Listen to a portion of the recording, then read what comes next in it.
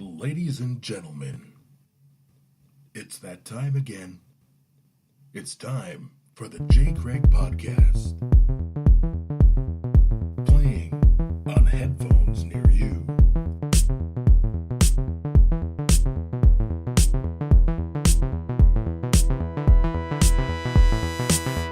Hey everybody, welcome back to another episode of the J. Craig podcast. I'm Jay. Thank you for being here. If you're not familiar, we are a movie entertainment podcast. Focus on movies and all things related to, movies, right? So I want to introduce somebody who has never been on the podcast yet.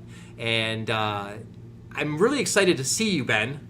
Yeah. Ben Tremaglio, welcome to the podcast. Thank you. Yeah, this is really cool. Yeah, it is. I'm really excited about it. Thank you for allowing me to come into your home. It's been a long time since I've been here, too. I stayed in one of your guest rooms one time years ago when we used to work for Vitamix. Oh, yeah. So back in the old days, Ben is a film lover.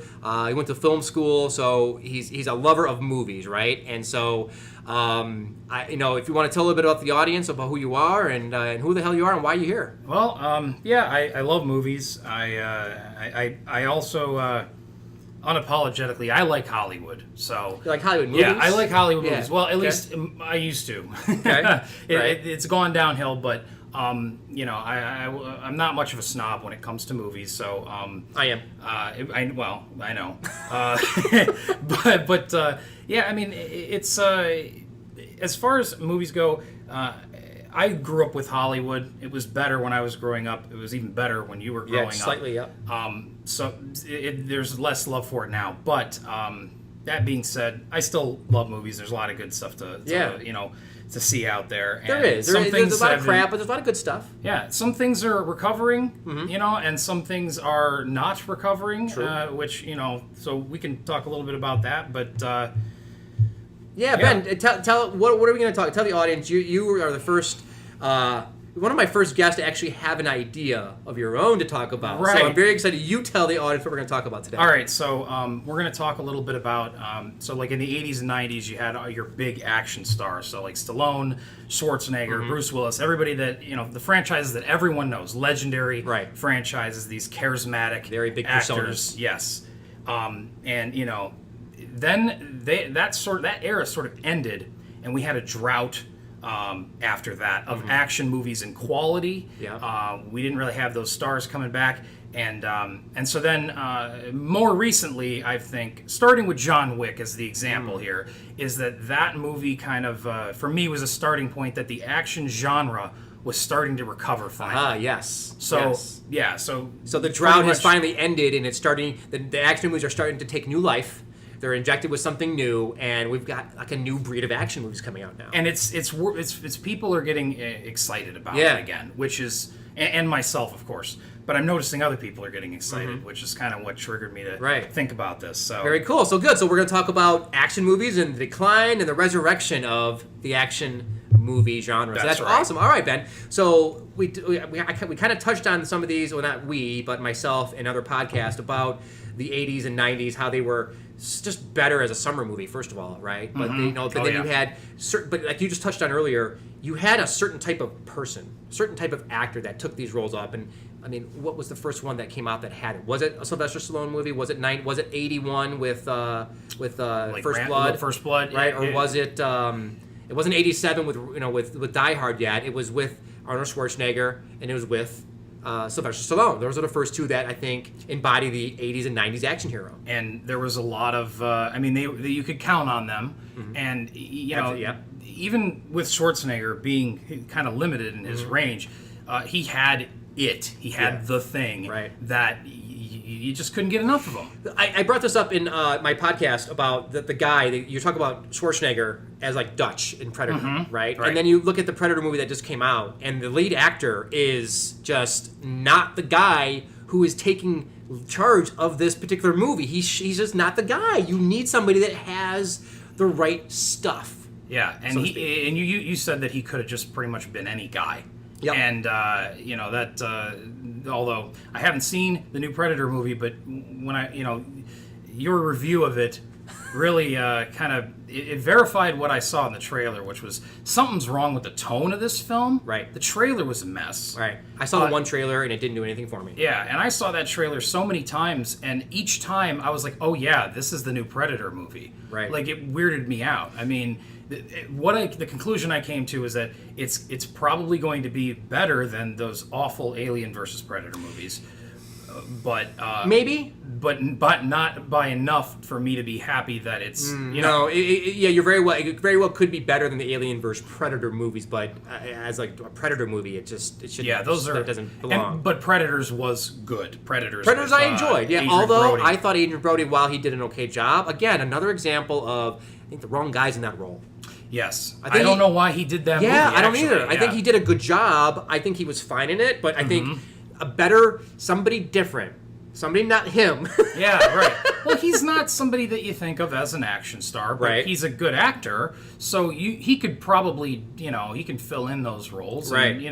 And I remember he was in. I think he was in like weirdly good shape for that movie. Yeah, he was. So he was very so, very buff. So he took it seriously, the role. Right. He didn't have to buff up for that. Right. But you go from the piano to making Predators. It just there's there's something there's a disconnect there for sure. Right. But ultimately, though, like what we're talking about is someone like Schwarzenegger can take that role and be the lead of that movie. Someone like Boyd Holbrook's a fine actor from Logan, fine actor, but he's not the lead for Predator. He's just not. It just doesn't work. And you need somebody. So in the 80s, you had Sylvester Stallone. He was very capable. You said he's very versatile. I mean, he could do the funny, he could do the comedy, he could do all. Right. And then you got Stallone, who, I mean, everything he touched was fun. Cliffhanger, over the top. I mean, you have not an action movie, but you know what I mean. Over the top. It's just it's not an action movie, but it's. I love over the. It's fun. Sure. It's fun. It's pure fun. Exactly. That's all it is. And he grounds it into the Stallone aspect, right? The thing is, he took it seriously enough, and I feel like that's one of the reasons why the movie works. Right. Because he didn't treat it as a joke. Right. He treated it as like, well, I'm this guy. Yeah. I'm this arm wrestling guy. Plus, so and it works, and it does work. It does work. So those kind of movies work. So all right. So what else do you have in the 80s then? So you have those three. You get the three Templars, right? You have the guys, right? Those are your Mount Rushmore. The big ones. Right. And then to a slightly lesser degree, because I don't really consider him strictly action, but Harrison Ford, obviously. Oh, of course. No, and now you have to include him in there because, he did the less, like Air Force One's an action movie. Right. And he does his own stunts still. Indiana Jones, he's doing his own stunts, very versatile. Right. Blade Runner's own stunts. So, he's out there doing it. So, definitely an action star. And also, to a lesser degree, you had people like Wesley Snipes and Steven Seagal and Jean-Claude Van Damme. Yeah, okay, but to a lesser degree, but those are still damn fun to watch, right? They're capable action stars. That's the thing, is that even though those guys were second tier, they were second banana, they still had it. Yes. And that right there, I think, so you had your top tier guys, but there was room for a second tier that you still wanted to see those movies because it had that guy. Right. Under Siege, right? Steven Seagal is very capable. Marked for Death. I mean, Hard to Kill. And Out for Justice. They're all fun. I mean, Steven Seagal had a pretty fun run of action movies. And you mentioned Van Damme, and in fact, I just did a podcast with my buddy Rob, and we talked about how we didn't talk about Van Damme for this because we always bring him up somehow. Mm-hmm. So he wanted me to make sure that I brought up Van Damme. So Van Damme was also awesome in the 80s and the early 90s. Was. I mean, he had some damn fun movies, man. Yeah. Bloodsport. I mean, one of my favorite. I mean, Cyborg. Cyborg. Not No Way to Run or No Way Out or. Not No Way Out. That's Kevin Costner. It's a good movie too. Lionheart was fun. Lionheart. Which one's Lionheart? It's. Oh, he has the no. It's like a underground street. That's right. With them in there. Okay. But Hard Target. Yep.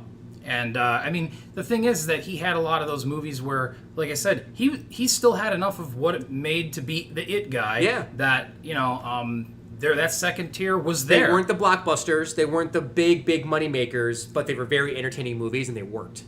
And they had the charisma to drive that movie, even though they weren't those top guys. Exactly.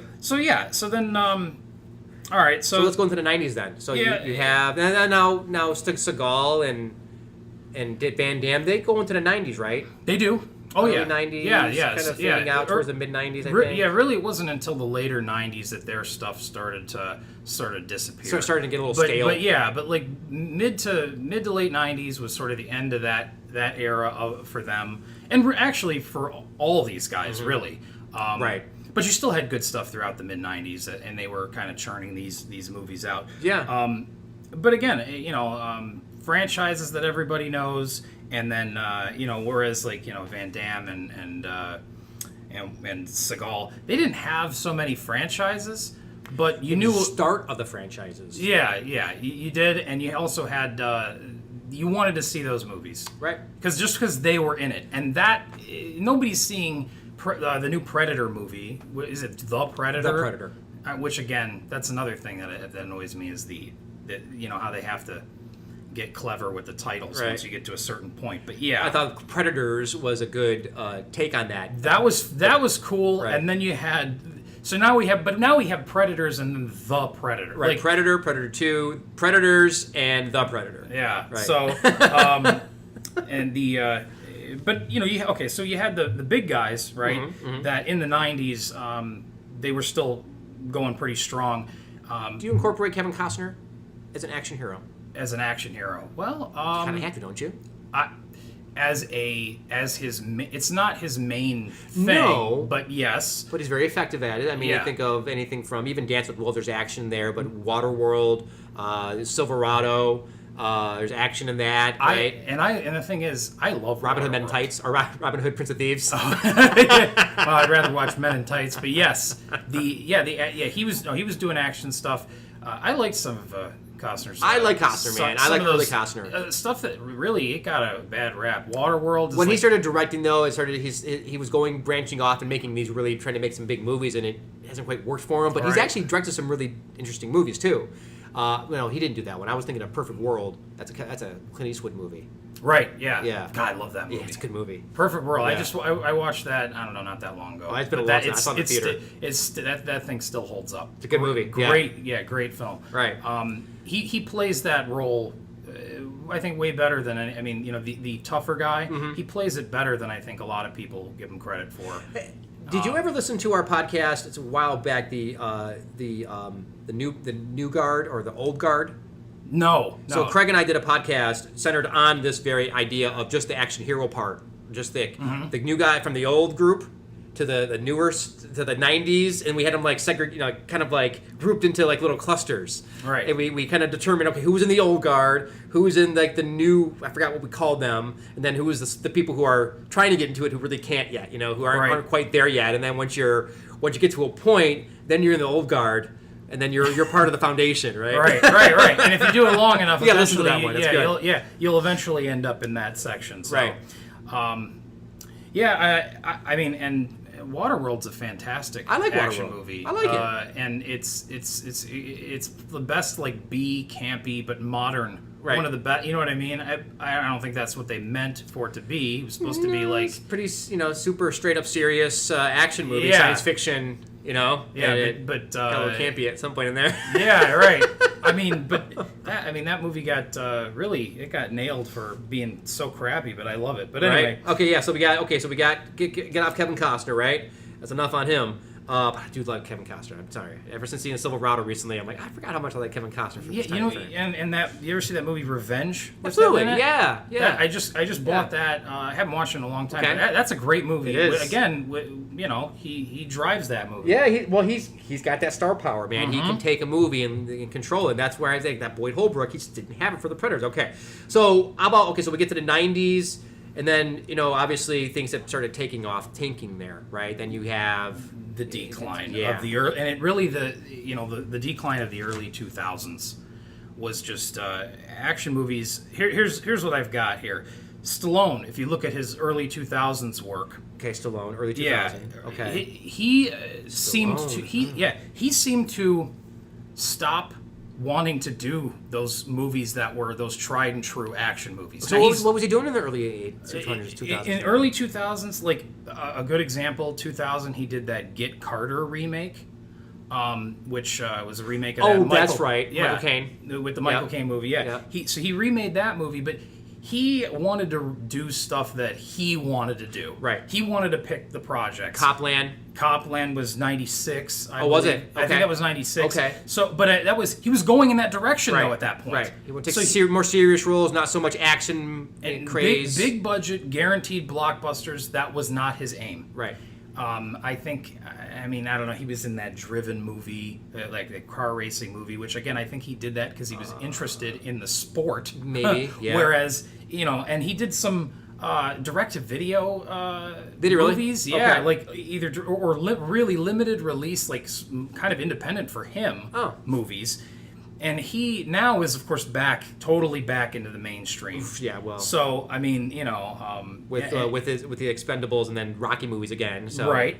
And so that's the thing is that, and then, so Schwarzenegger, early 2000s, he did Terminator 3 in 2003, and then I think that right after that, he disappeared into his, his... Was he in Terminator 3? Yes, he was. At the very end, I think? No, he was in the movie. Was he really? He's the main part of the movie. You have him, and then you have, you have the, what do you call it, not the Edward Furlong character. Yeah, but, I forgot his name. It's not Edward Furlong. It's the young. He's like in his 20s or late 20s. Yeah. I forget his name, but yeah. But the point is that Jonathan Mastow movie. He in Terminator 3, he did that one. Mm-hmm. He's in it as like a main protagonist, just like in Terminator 2. Right. We're on the good guy's side.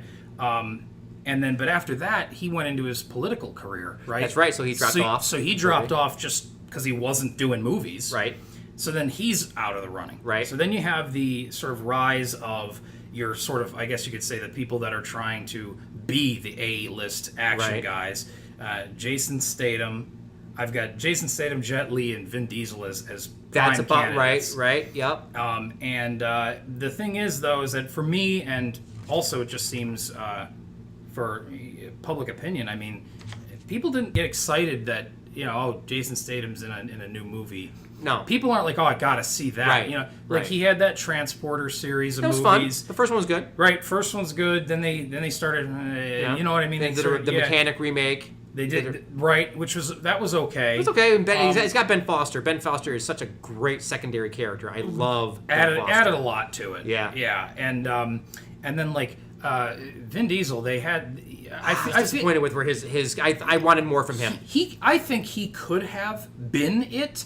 But if you look at the movies that he was doing, not that it was just like, he wasn't just doing the worst crap, but he did end up in some crap that he didn't belong in. And I don't know why I don't know if it was a matter of, because he was sort of, I know he was in Fast and the Furious in 99, and that was the one that kind of put him to the forefront of Hollywood tough guy. Right. Okay. So then you would think that he would be able to get the roles that that you would expect Stallone or Schwarzenegger to get. Yeah, but he didn't. But he got a bunch of crappy, really crappy sci-fi. Now I enjoyed Pitch Black. Pitch Black's a fantastic individual movie by itself. That movie was part of the reason where it was okay, Vin Diesel, we got to watch this guy. Exactly. But that, I believe, was when did that come out? That might have been 2000 that came out. I want to say that was either late 1999, somewhere in that area, or early 2000s, somewhere on that cusp. And the thing is that then it went way downhill for him. Yeah. So especially since the second Chronicles of Riddick. Yeah, right. Oh God. Did not perform. No. And I really had hopes because I like Pitch Black. I think it's but that movie works because of who Vin Diesel is. Right. Vin Diesel didn't make that movie what it is. It works because of who he is. And that's why his movies he's not an action hero. He can be that, but he's not the guy that you're going to center your whole thing on anymore. It just didn't work for him, unfortunately.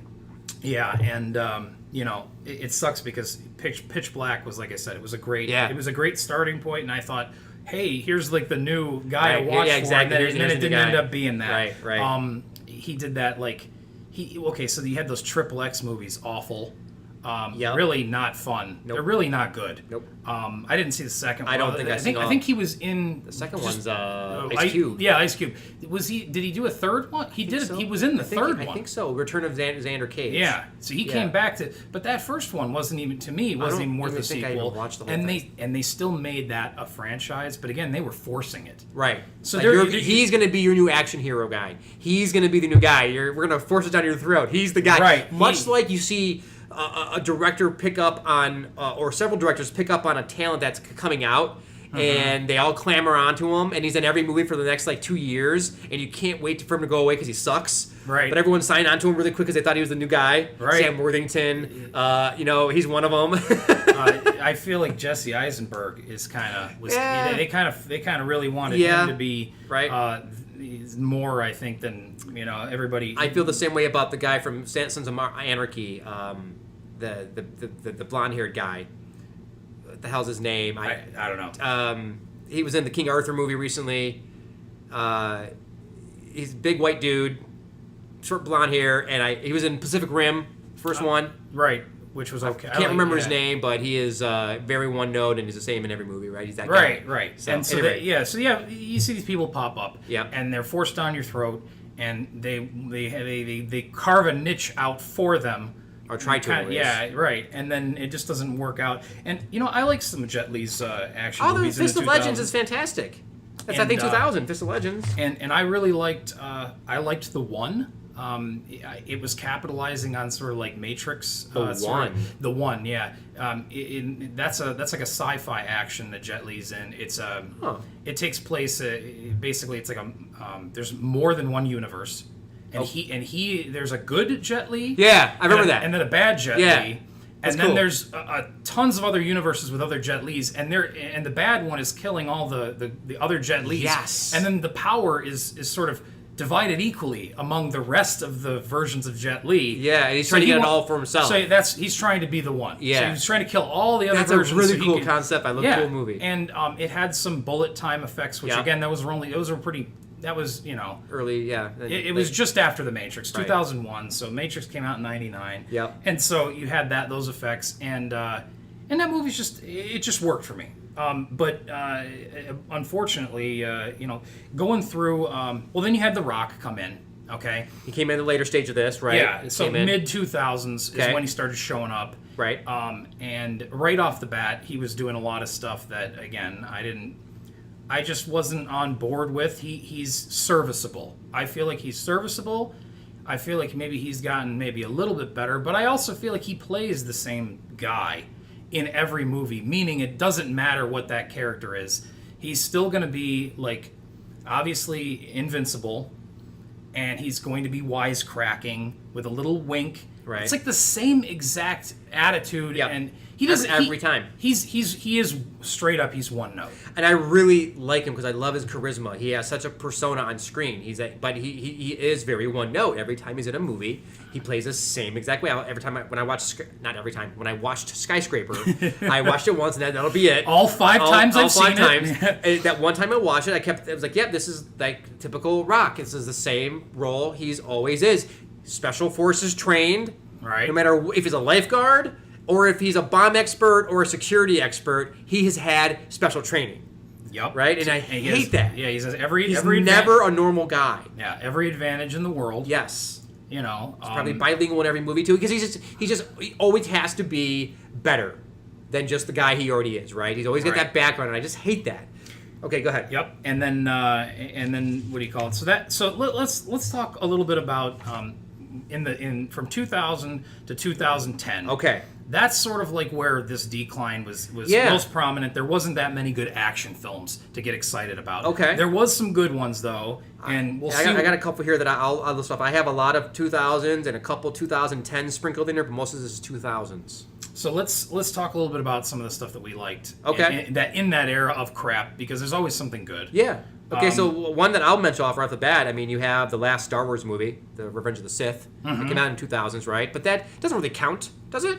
Well, you know what? I've thought about this, Star Wars, and also just the Marvel movies themselves. Yeah, do you 2008. I try not to count, I'm trying to leave Marvel movies out of the equation, because they became almost like the best of what we had for action. That's true.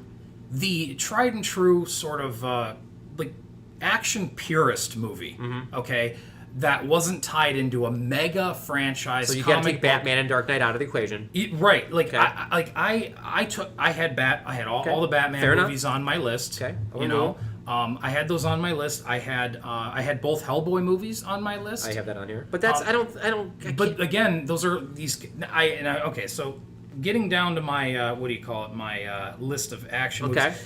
I tried to leave off comic book movies. Unfortunately, I still ended up with a couple on here, or adaptations. Anyway. Okay, so let's go through it. Doesn't have to be particular year wise, but what do you got? I got so in the 2000s we got Blade 2, which is 2002. It's my favorite Blade movie. It's a fantastic movie. It's amazing. I love Blade. It is amazing, and I think it is technically a comic book adaptation. Yeah, absolutely. But for me, it doesn't have that same. It's a straight up amazing action film. Yeah, it's fantastic. If you've never seen it, it's a Guillermo del Toro as well. Right. So it's a good filmmaker who, probably my favorite American movie. Absolutely. Not my favorite movie of his because I like one of his Spanish movies. I forgot. Broke Devil's Backbone. But I love Blade 2. Okay, what else you got? Blade 2, and then the other comic book movie that I couldn't leave off is The Punisher from 2004. Oh, really? Is that the Thomas Jane one? It is. Okay. And it's funny when you were talking about the Predator movie, and you said that I didn't know that Tom Jane was in it. Okay, but when you said that, I was like, oh, like wait, is he like the lead guy? And then you went on to say he wasn't the lead guy. Right. I would have much rather had him lead guy. Yeah, and right. so like he. The Punisher is as far as straightforward action goes. Even though it is a comic book adaptation, the Punisher is kind of a brutal character. Sure. Very, very not superhero level. No, but he's more normal guy. Right. But obviously he's a police guy. So sure. he is trained and everything. But it's more straight up action. Yeah. Like okay. Like what I'm trying to. Like, gotcha. Yeah, okay. Trying to. Zero No, I follow. What else you got? So then we have some sci-fi kind of stuff. We have Equilibrium.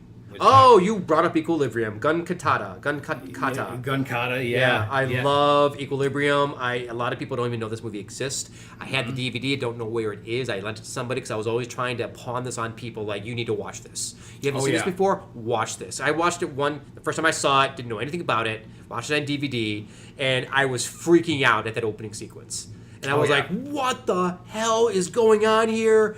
I stopped it. We watched that opening again. I was so enthralled with the use of the camera work and the fighting. Oh my god! It really was that whole method of fighting, and then just the action sequences are just top notch. The story's top notch. It's a lot of fun. Yeah, it's a good movie. Christian Bale. Christian Bale in that movie, and I think that when you look at the artwork for it and sort of just the tone.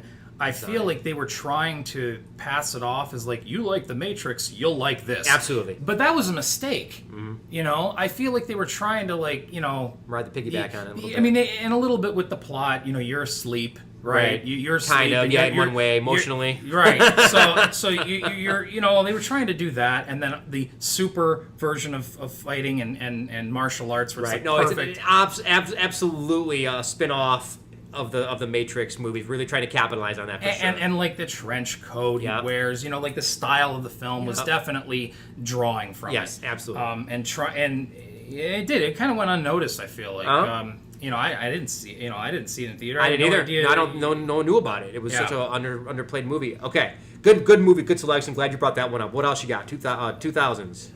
And then I've got.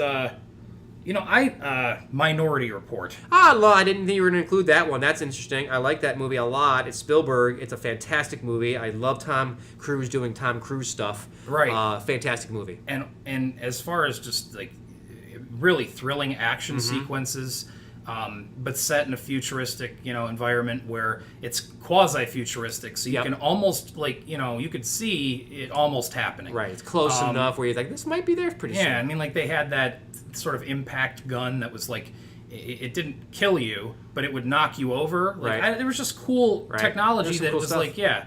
And that they had that good movie. They had that sick stick where you get zapped by it and it makes you throw up. I thought that was cool. Oh yeah. Every time I watch it, I forget that's in the movie. Funny. Yeah, that's they good. zap you and it makes you throw up, and that's your incapacitates you. That incapacitates you. That's awesome. That's a fantastic movie. I love that movie. Because you're never really ready to do anything right after you throw up. Certainly not attacking. Exactly. Anybody. Here's an interesting point. Minority Report, the last good Spielberg action movie? Oh boy, it might be. War of the Worlds came out before that. War of the Worlds, I believe, actually. Wasn't that 06? with Tom Cruise, of course. Yeah, it had to be right around the same time because he was using Tom Cruise again. I think it was similar to time frame. Okay, It wasn't far War away. of the Worlds. Oh, 2005 it came out. And then Minority Report was 02. 02. Okay, So, cool. yeah, War okay. of the Worlds came out afterwards. But I think Minority Report's a far superior movie, especially in an action standpoint. Oh, right? absolutely. But I think if you look back, I don't think there's much to say there. There's not a lot of action movies for him that... Yeah, I think that might be his last good action movie. Action movie, yes. Yeah, okay. And then the other movie, and this is the end of my list of... I got more then. Yeah, All yeah. right. Yeah, what else you got? Yeah, Okay. And I put this on here because I liked it. It's Shoot 'Em Up. Have you seen it? Shoot 'em up. Wait a minute. That is Shoot 'em up. Shoot 'em up. Shoot 'em up. It's Clive Owen is in it as Okay. the lead. Yep. Okay. And the movie is pretty much, the title is tongue-in-cheek, and the whole film is tongue-in-cheek action. I think I've seen it, but Yeah. I can't really picture. Like I can almost see the poster. Yeah, basically the movie itself. It is tongue-in-cheek, borders on parody. It is also like a semi-love letter to the ridiculous nature of action movies. Okay. It's almost a parody, but serious. It is enough. going over the top, isn't it? It goes over the top. Yes, I remember that. There's Yes. a lot of over the top. Like It goes way over the top. right. And Like that shouldn't be happening. But it's funny. Right.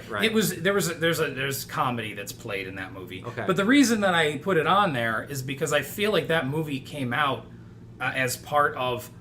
What happened to all the fun stuff? Right. Where's And all so the it was good almost action as movies? it seems like it was like made as a reaction to. Yeah. These movies aren't you think of Commando, right? Just Right. totally over the God, top. yeah.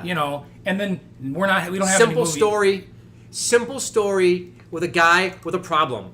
That's right? it. It's it. He has a figure. He's like, rescue his daughter. And that's it. There's no end of the world. There's no super big convoluted plot. It's a simple story with a very charismatic person as your lead, and a lot of crazy cool action. That's all you truly needed back then. And Shoot 'Em Up is exactly that. Okay, and I have seen it. It's not a complex plot at all. It's just, all right, we want to do the fun stuff, and we're just going to take whatever we thought was ridiculous, and then we're just going to crank it up. I think I do remember it now. I can picture some of it now. And I don't think that it got a whole lot of recognition No. or anything like Is it that. a Joe Carnahan movie? It seems like a Joe Carnahan movie. Yeah, There's another movie that came out recently that's trying to do that, or tried to do that. It was called Free Fire. I think it's called Free Fire. I have it. I have not watched it yet. So I didn't finish it. No, it's not.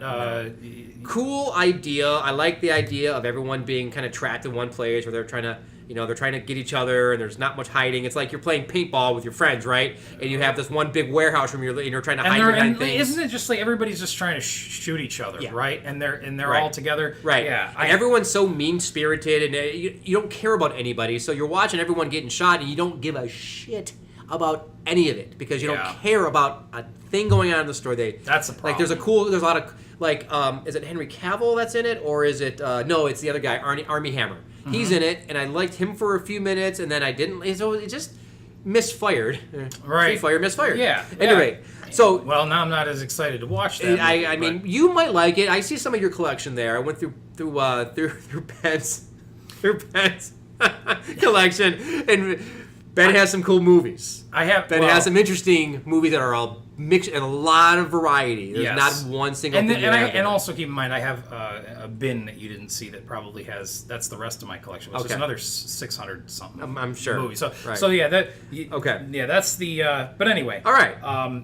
So you got some good movies on that list. I think I got some more to follow up with you. I think actually the 2000s that actually are. We're going to talk about some of these. So. For one, Casino Royale. You got the restart of the James Bond, which makes it more of an action movie. Right. So that's a definite inclusion here because it takes the spy movie and makes it more of an action, hardy kind of fisticuffs movie, right? And that more brutal James Bond Exactly. version. Before that, we have Crouching Tiger, Hidden Dragon, 2001. Okay, that was 2001. I thought that was 99. I think I have 2001, unless I got my information on which hasn't happened in the past. Yeah. Retaking the Matrix style of action. Isn't it the same choreographer? Wu Ping something or other. Yeah, and with the wires. Yeah, Wire Fu. Wire Fu, right? Mm-hmm. Okay, yep. So you have those things. You have Gun Fu. You have Wire Fu. There's you have lots Gun of different Katana. martial arts. Right. Okay, Yeah. so then in 2006 you had something that I saw in your collection. I have it written down here first, and I saw it first thing up on your first collection over there, District 13, B13. Yes. Cool. What's the thing where you jumping off stuff? Parkour? Parkour Yeah. action movie. Really fun. It Outlandish and goofy and tongue-in-cheek in a way. Yep. Right? And a lot of fun. and it is a lot of fun. Definitely, it was nice that they had something good to. You knew somebody was going to make a movie that had that. Yeah, exactly. In fact, right. was it Casino Royale? Yeah, at the beginning. That had the part guy, of the parkour. the bad guy as doing the well. parkour, and in the beginning he's chasing scene, after him, and he's chasing, being like a bulldozer, he's jumping through windows, and he's plowing through a wall. Right. I love that dichotomy between who is who. Right. He's getting pissed as the scene is going on. He's getting more physical with his environment. He's getting frustrated. Because this guy's flying around and he's outrunning James Bond. He's frustrated that guy is outrunning That's James awesome. Bond. That's good shit. Yeah. Okay, so how about this one? You do have some Asian cinema I've seen. Okay, how about Kung Fu Hustle? Kung Fu Hustle. I liked it. I love Kung Fu Hustle. I liked it. I think that I bought that movie after that came out. Yeah, that's and I think that's another one of those. Obviously, of course, it's completely goofy. It's very goofy. Yeah, it's like Looney Tunes meets Quentin Tarantino. It is right. And but again, were these movies coming out almost out of frustration? Maybe there are some good ones, right? But even in the bad decade, there's always a good movie. Sure, right? So you have some good stuff here, but like I say, they're different. They're maybe reaching back out to what worked. Right. Is why some of these worked. But I mean, some of these like my choice was Shoot 'Em Up. Your choice is Kung Fu Hustle. Those movies were they seem like a response to like just frustration of not having what we had in the 80s and 90s. And having tongue-in-cheek fun with it, which put a brilliant spin on it. Yeah, and then of course, if you want to talk about throwbacks, you got Kill Bill 1 and 2, 2003, 2004. Yes. We're talking direct throwback to what was popular, the action style, right? And those were, I those were almost on my list, and really they should be on there. But I do put them in a category of a little bit more than action because the first one's especially more action. The first one has more action. The second one not nearly as much when it comes to action. A lot more dialogue in the second one. A lot more spaghetti western showdown, waiting for that big moment. 300, 2006. I know you're not doing we didn't have a lot of comic books on there, but 300 changed the way we utilize the camera with the effects and having the green screen, but having all the things happening in one long take. That progression of that driving through the panel of the comic book, right? Like moving left to right as you're watching the comic book panels move. And that definitely that easily belongs on the list. Yeah, that's a great action film. It absolutely is, and the good ones, revolutionary. They change things, right? Right. The Matrix, Crouching Tiger comes from that kind of in a way, but then 300 changes the way things are. And you mentioned something earlier. Was obviously the John Wick thing that we're going to get to, but yeah, there's everything change. Everything's inspired by something like that, and it takes this new form. I have The Watchmen on here. Mm-hmm. It's not an action movie, but it did come out in the late 2000s. I'm crossing that one back off. Never mind. I don't like that one on there. Well, I mean, the thing, but you're still proving a point. Yeah. Notice how when we're thinking about action movies from this time, comic book stuff. And the thing is, in the 80s and 90s, that wasn't the case at all. Right. It was, it's a guy against everybody else or whatever. Right. You didn't Until Batman in 89. Right. Right, and then you had some of those going on. But 2000, Spider-Man, 2002, I mean. Right. So you had the start of that's the start of the But again, new superhero. so it's like good action movies, but they're like, they've got to be... They have to be comic book. Don't get me wrong. I love comic book films. I love them. But we gotta, it's like, what happened to the old style? Yeah, okay. So, yes, they became really bankable, and they're good action films, and they're fun, but it's not a guy in a gun. You're right. You're right. It's not a guy in a gun. So, then not like, okay, so how about this then? You go talk about going back to that guy in the gun. Mm-hmm. 2008, Taken. I love Taken. Okay, so that's another one of those reactions to action movies. Let's put it back in the hands of someone who's capable, someone who's methodic, someone who's trained, and then let them do their thing. Right? I actually think that Taken, in my example of using John Wick as sort of reinvigorating, I was looking at the list of movies that have come out, And I feel like Taken could have been the movie that I'm using as an example. Yeah. The problem is that not enough happened In between that in and- between Taken and John Wick. John Wick, right. There was a few good movies that came out. You're talking but- almost like 8 to 10 years, right? So it can't be the one. Right, and so it It excellent movie. It definitely showed that audiences want to see that, and that's the better kind of action movie than what we were getting. Right. So, and and then the next 8 years, you had more of that progression to the point when we get to John Wick. Right. And then there's a whole reason that we're going to get to in a little bit on why John Wick is so special. And it's not just a guy and a gun. There's a Right. lot more going on there. But let's get to that in a minute. How about this one here? Talking about the early 2000. When you're talking about action movies, this takes it back to the big spectacle of action movies. We're talking Gladiator. Mm-hmm. So now you're taking, okay, what wasn't working, what is working, but this is the epic one. That's always a pleasing kind of action movie, right? So that's a great movie and a great action. It is. Also, one thing too, you've mentioned a lot of stuff that's early 2000s. Again, You're right. The closer you get to the 90s, it's like the better the stuff. Yeah. So that it's like the further you get away from it, the worse it gets. So you're bringing up a lot of really early 2000s you're right. stuff, and I brought up There's 2008, three 2002 movies. Okay. Right. Again, it's almost like the closer to there that you know, people were still willing to do some of the stuff that worked, but for whatever reason, then they started to stray from that. It's funny. Most of my stuff is really early or later, like 2009, 2008. And that's why I feel like that that decade for action is a drought. It is a drought. You know, and look at now. Here's one Dude, thing. when to you have notice Matt that- Damon as an action hero, you are in a drought. Yep, absolutely Done. I totally agree, and I do like I like that Firstborn Identity movie. Oh, I think it's a fine spy movie.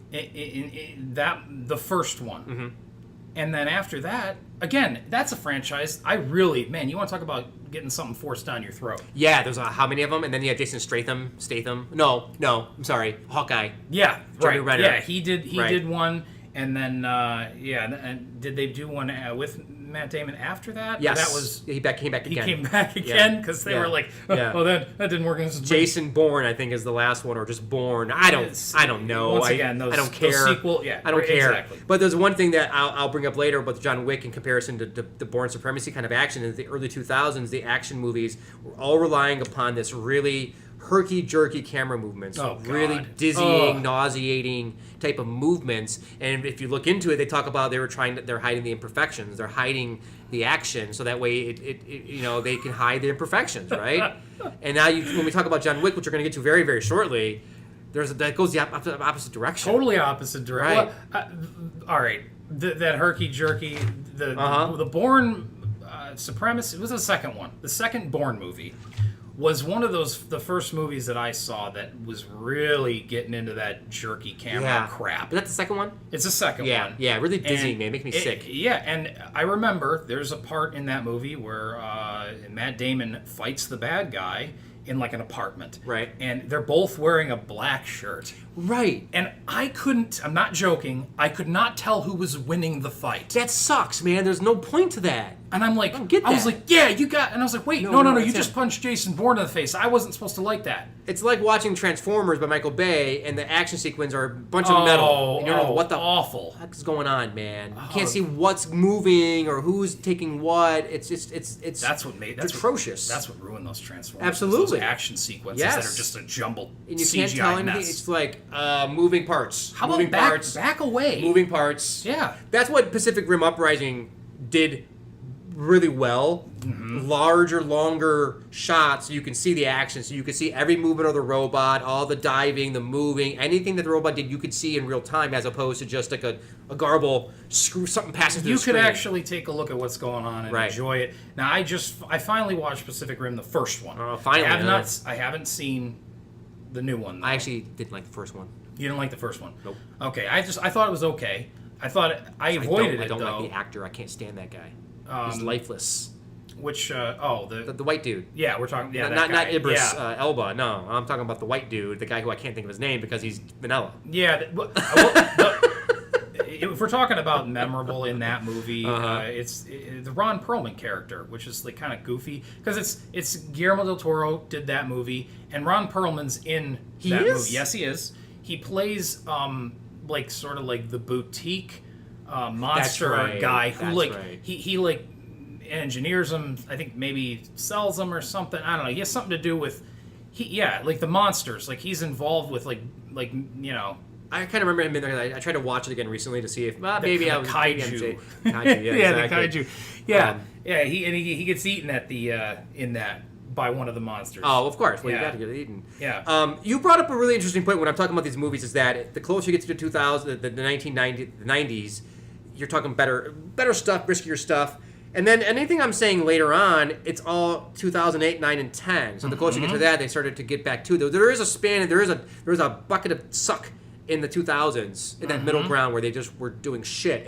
But like, District 9 came out in 2009. Right. Not an action movie, that's a sci-fi, but not an action movie necessarily. IP Man, 2008, you have the Donnie Yen stuff. Now you have different kind of the new martial arts guy. You went from Jackie Chan to Jet Li to Donnie Yen and whatever. To Lord of the Rings, I mean, you kind of have to incorporate that into the action, right? Action adventure, right? Because it's a lot of action and tons it's a big of action, spectacle. And then of course 2009, you got Avatar. Now Avatar is not a great movie. I've watched it recently and it's fun, but on the screen in 3D, it was a spectacle and it was a lot of great action. Absolutely. And it was the later part of that time frame. I don't have Star Trek 2009. Again, they're all the later part. Inception 2010. They're all later in that decade. It's funny how that worked out, and then the early part of it kind of sucks. Yeah, and I don't know if it was just if I was looking through the lists of action movies per year. Okay. Going through. Yeah. And you'll look through a year like 2004, 2005, and you read the list and you go, God, that was a depressing year to be a movie fan. Right. I mean, because action movies and summer movies kind of go hand in hand. Absolutely. So you're looking through this list of action movies. This is what I went on Wikipedia to look, to make sure that I saw. Right. And I was just like, it's almost like, yeah, man, I remember really for a long while there, like it was hard to get excited to go to the movies. Right. You might not go to see as many movies. You might be renting older movies. Absolutely. Right. Oh, there was a time in there. I remember specifically that I was still right around 2004, 2005. Was when I stopped buying DVDs. Okay. Because I pretty much had what I wanted as far as catalog titles. Sure. But then newer movies, I didn't want to buy any new releases. Right. So I wasn't adding anything to my collection, and then I kind of just stopped buying movies. It wasn't until, a little bit later, Blu-ray started getting cheaper. Sure. And then I started getting back into it again. And now, finally, I'm buying new releases again. But there was a while there where it almost, I want to say, kind of killed my interest in going to the movies. But anyway. Okay, so I think we've kind of solidified the past now. Right. So let's get down to the real meat of this. Right. So you got John Wick. John Wick. And let's break this down for a minute here, because John Wick came around. And I think you're right. You brought up the fact that there's something new happening, and you're seeing different kind of action hero, different kind of action movie necessarily, right? And I think you're right. John Wick is the starting point of this. Why is that? Well, I'm not exactly sure why, because the movie came. If I feel like John Wick, it felt like it came out of nowhere. It absolutely did. I only saw it because my friend Craig from the Jaycraig, said, "Hey, you need to go see this movie." And I think that I remember, I have a buddy of mine that I go see movies with once in a while. He doesn't see a lot. Okay. But he likes to save when he goes to the movies for something good. Okay. We saw we were looking for a movie to see. We saw John Wick and we saw the reviews. And I go, what the hell's this? Right. So we watched the trailer and I was like, holy shit, this looks awesome. Right. And it has these amazing, we're going to see it. Yeah. So totally, we saw the trailer, but we went into it, nobody was really talking about it. Nope, I didn't even see the trailer, dude. Yeah. I had no idea what I was walking into. I didn't see the trailer in movie theaters. Okay. I didn't know that it was coming out. Right. So we watched the trailer as, do we want to go see this movie? We pulled it up, on YouTube or whatever. And so that's how I ended up going to see that movie in the theater. Okay. So it's like, but I think that, so, okay, do you have any theories on why? So here's what I think when it comes to John Wick. First of all, it puts you in the action in a much different way, in a much more integral part of the way. Okay, so when we talk about the herky-jerkiness, right, you have this, you can't see what's going on, you can't connect to it, it's not really putting you there. With what John Wick did is, instead of trying to hide the imperfections of the camera and doing close-ups and that so you can hide these things, they said that they invited the cameramen into the rehearsals on all the action. So they were a part of every move. So that's why you have so many wide shots. You have so many long takes. You have so much worked out because they practiced it with the actors and the talent on set. And that makes it really cool because you're seeing everything. You're seeing every movement. You're not like, which guy was that? Or which, I don't even know what happened there. You can see it all. That's one part of it. But I think it goes a step beyond that. Not just the action itself, because we've seen a lot of cool action. There's been a lot of newer kind of action. I think this does take the new action in a different direction. But it's the detail to the world is what I think is starting to change the way the action movies are looked on. The detail of the world building.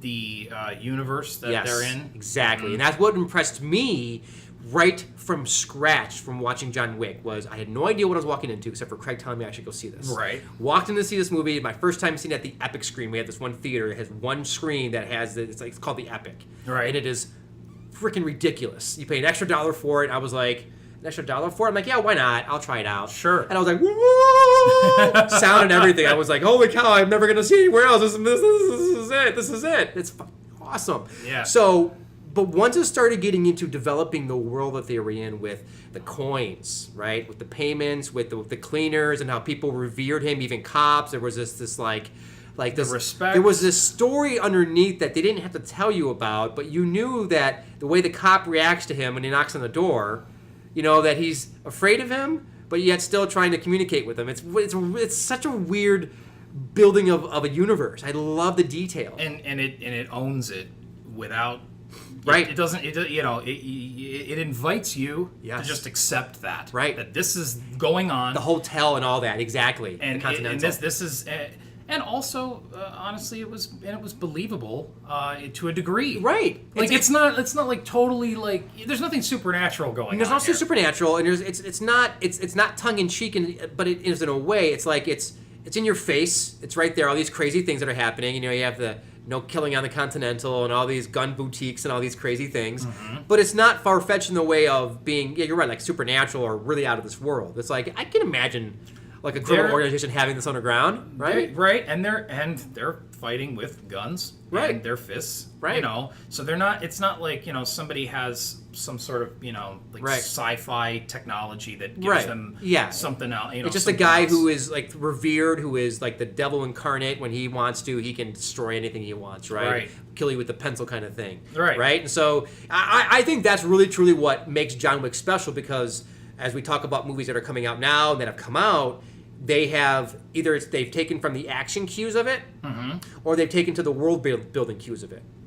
And they're not afraid to make some rules for the characters in which they live in. That's what I love. Yeah. When you set up the rules of a movie, right? And absolutely. Especially in sci-fi, you have to. That first 50 minutes is critical. You have to set up the rules of that futuristic world or what time frame you're in and all these things. If it's a contemporary movie, you don't need to do that. But with something like John Wick, where there are rules in place for the hitman, for the Continental, for all these things, I love the detail of the world building. That's why I really liked, although it's not a great movie, Hotel Artemis. Mm-hmm. It's not a great movie, but you can see it's taking its cues from John Wick. It's taking part of it that it appreciated. Yeah, it's like you can see this. I think in my review for it, you could imagine this hotel, this hospital in the John Wick universe. You imagine John Wick coming in for some assistance on getting a wound treated after his battle, right? That's where you expect him to go to, right? And I think that connectivity is kind of cool. It could totally exist. It could be a crossover, thing. Yeah, right? You absolutely without a big stretch, you know right? What I mean? But it's for me, it's that world building. It's the action is obviously when you look at Atomic Blonde. Now the directors of John Wick, they broke apart, not like split up, but they went their own ways, right? So the two directors. I can't read my writing here. It's Stilinski and the other guys. What the hell's his name? I have it written here, but I can't read my writing. Oh crap! What is his name? At any rate, he did. Okay, so All right, well, we'll figure his name out eventually. But those guys split off, and one guy went off to make Atomic Blonde, and the other guy went off to make Atomic Blonde and Deadpool 2, and then the other guy, Stilinski, went on to make John Wick 2. Right. And so they kind of went their own ways. Stilinski and David Leitch? That's what it is. I didn't think that was right, but Leitch, yeah, Litch. It's Leitch. Yeah, exactly. Yeah. Okay. So I had it written right. I just wasn't sure if that was correct.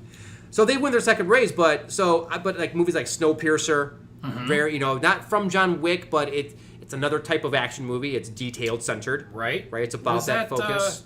Chris Evans. 2010 did that? That came out maybe 2010. Let's see. Wait, I was on the. I loved that movie. I saw it in the theater. Again, Craig recommended it to me. It actually says 13.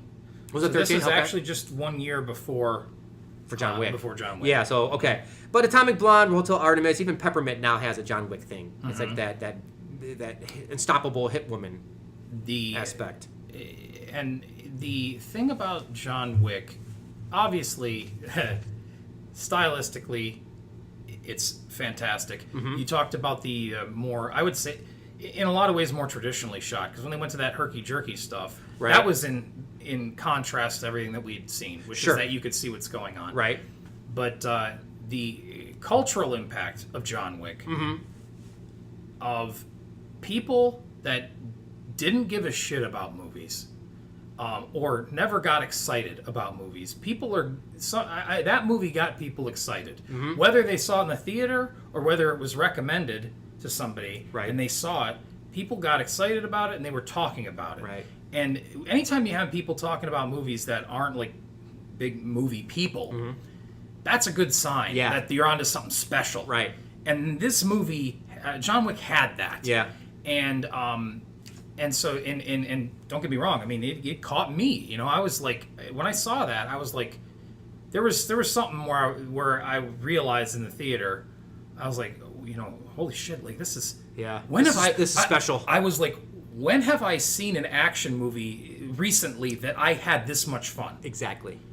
And that was that's the reason why I picked that movie as the. And I think you're right. Point. I think you're absolutely right. And I think there's a lot of information online that will support that argument. Going through what we've, and the stuff that's come since John Wick has come out. Again, I'm starting to have more fun because I think more fun action movies are coming out. Yeah, well, that's true. Right. We got, real quick, let's talk about just a little bit of a couple other things that have come out since John Wick. To go along with I feel like there's a resurgence. Yeah. Now, this came out before John Wick, but the same year. Edge of Tomorrow. Did you see that? Love Edge of Tomorrow. Doug Liman, Tom Cruise. Yes.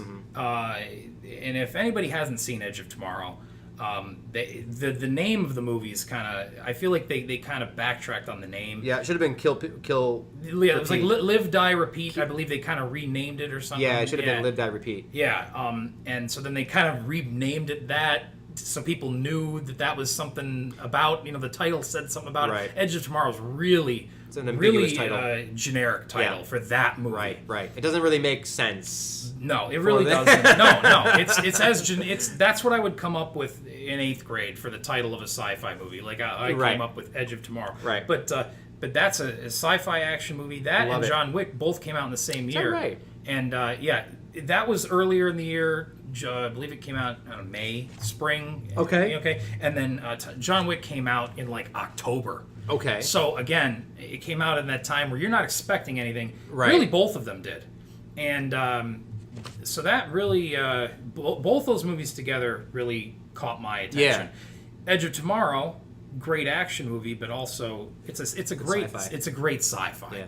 And it has the the Groundhog Day time loop aspect, absolutely. and I'm a sucker for any sort of time. Right. I know. I've heard people tell me when I talk about it, like, oh, it's just Groundhog Day. It's stupid. I'm like, nah, man. It's got a Groundhog Day thing going on. It doesn't make it Groundhog Day. Right. Absolutely. Yeah. And so 2015. Mm-hmm. So let's. You remember we were talking about the long takes of the fight scenes in John Wick, so you could see everything. So then 2015. Mad Max Fury Road. Huh? Mad Max Fury Road. No. Okay. But that's That's 15. But again, yes. Long takes, great action. and they're willing to make that. They're willing to look at it. You think about that movie and the action sequences, and you feel pulled back, and you see the whole landscape.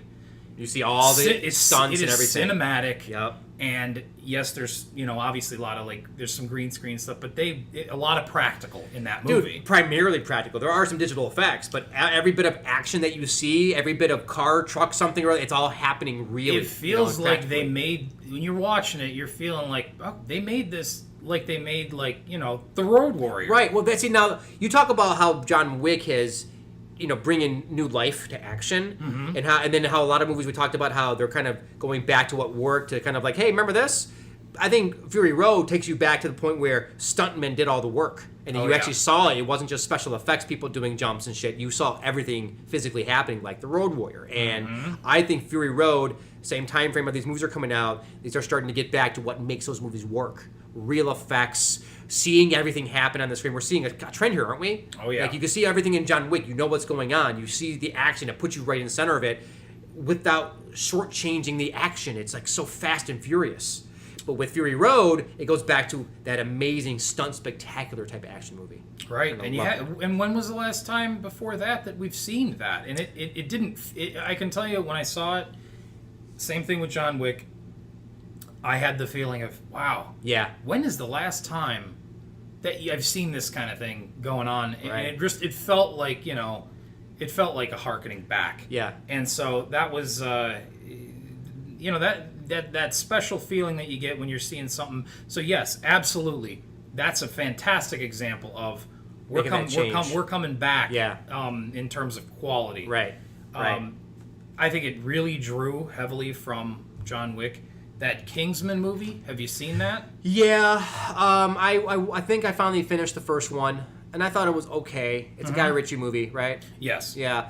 I used to love Guy Ritchie movies, but I don't like his movies anymore. I don't like his storytelling, but his visually, his movies kind of get to the same type of style, motion, and all that. It does. Yeah. He has. But I guess that was okay. That was okay. No, that wasn't Guy Ritchie. That's Vaughn, Matthew Vaughn.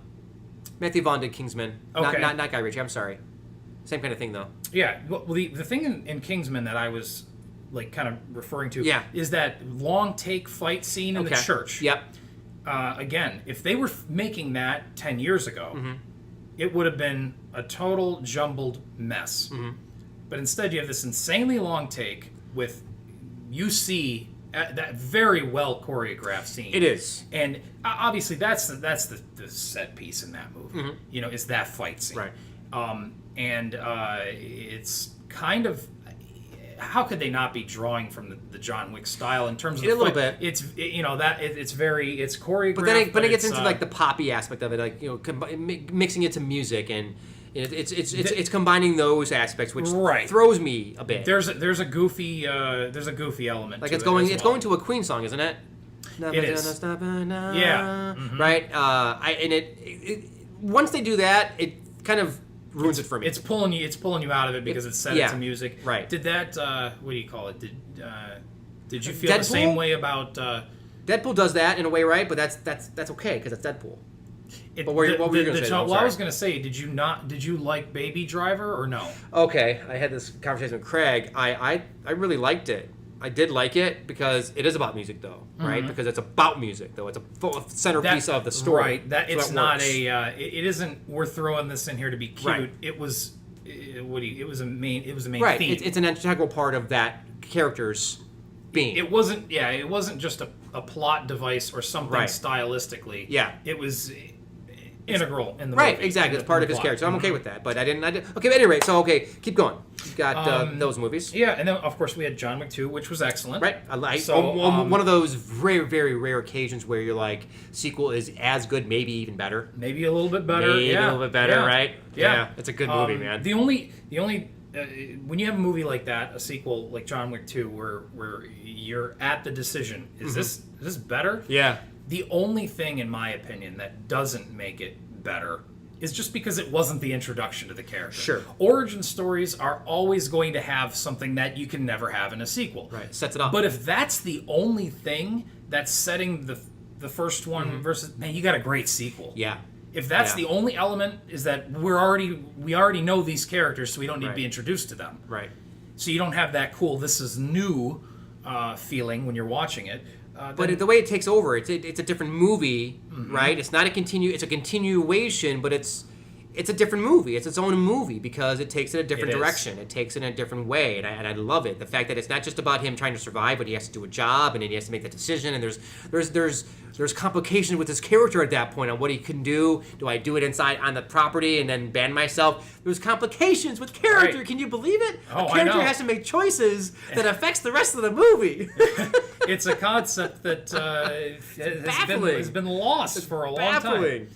Okay, next. Yeah.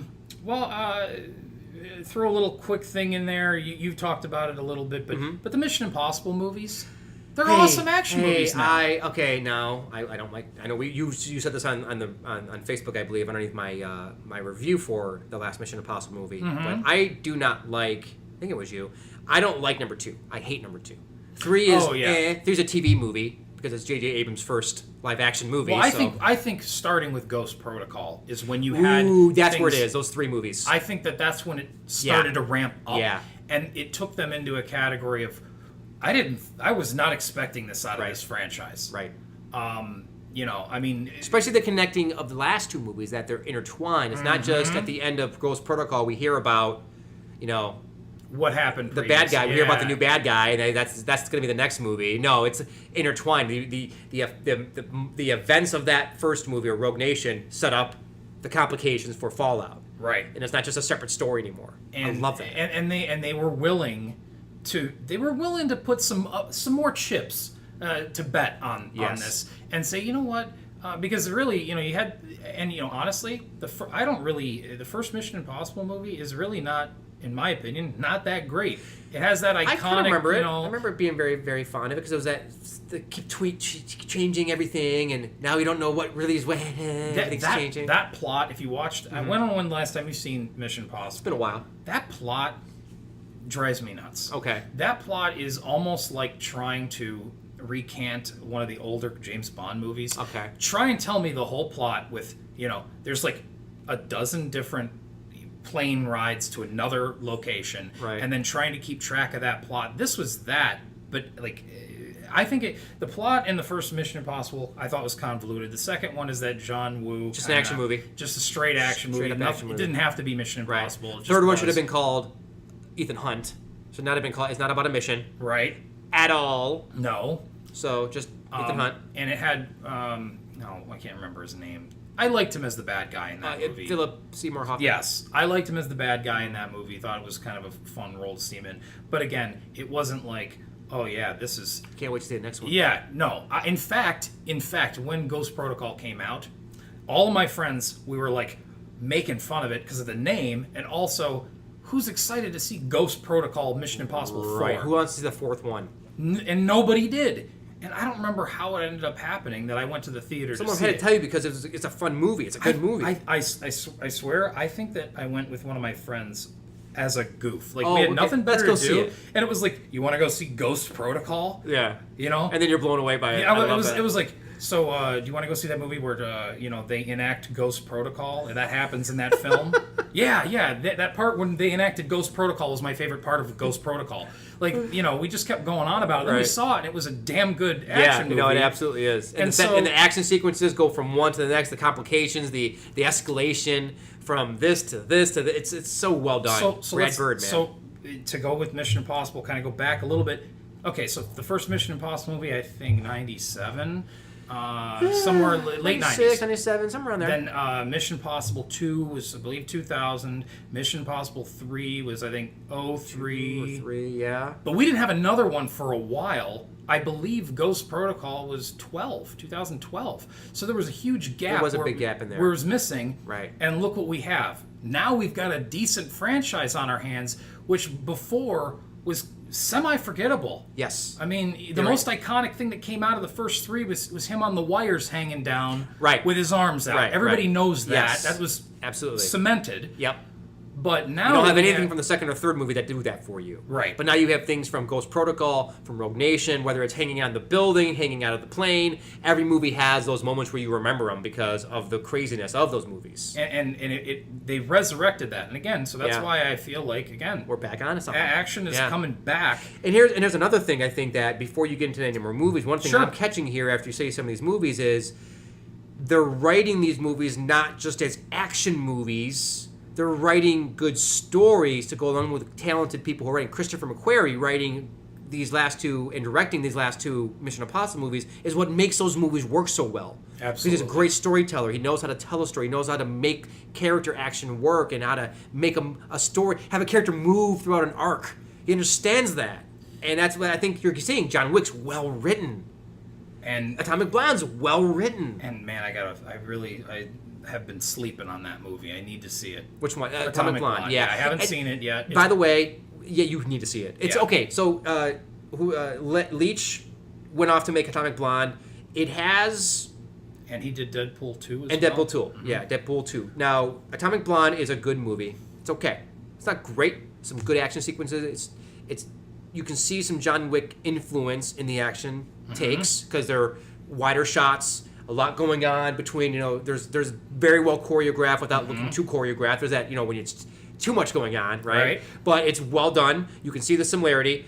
But what I liked about it is a story.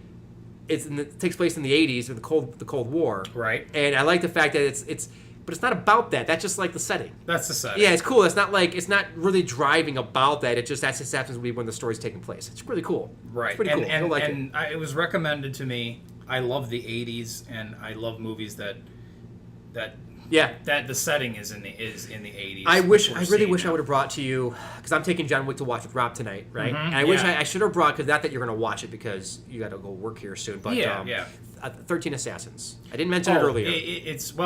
But it's now on the top of my list. You have got to see this movie. Now, you're okay with a subtitled Asian movie, right? Yes, okay. Absolutely. It's subtitled. It's Takashi Miike. I don't like all his movies. There's good violence in this movie. There's some vicious violence in this movie, but this movie takes the Seven Samurai, moves it into the modern age of action, and it builds. I want to watch it already. Dude, it's so good. There's a villain who is like despicable, who you hate, who you can't see. You cannot wait for getting his comeuppance. It's got 13 assassins, and they're all very individual, and they all have their strengths. It's so well done. But when the action starts, I gotta say, the midpoint is where the battle starts. The last hour of this movie is like the last 45 minutes of Rogue One.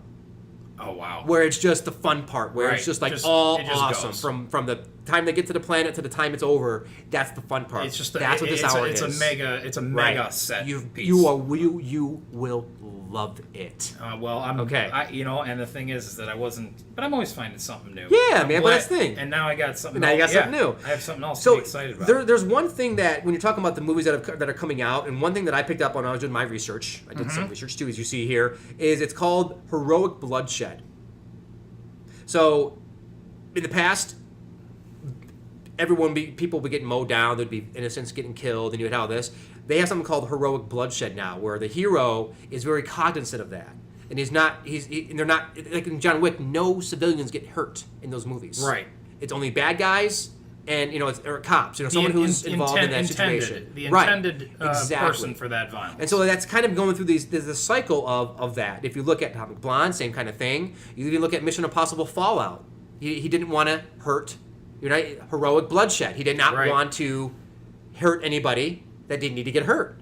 And that is a stark contrast. Yes. Because it used to be everybody, and I always thought that was that was always kind of like, I always thought that was either a little weird or a little. It was like, what happened with that? That guy was just walking down the street and now he's dead. Right. Or in a Terminator, when I just saw it on the big screen. Oh my god, such an awesome experience to see on the big screen.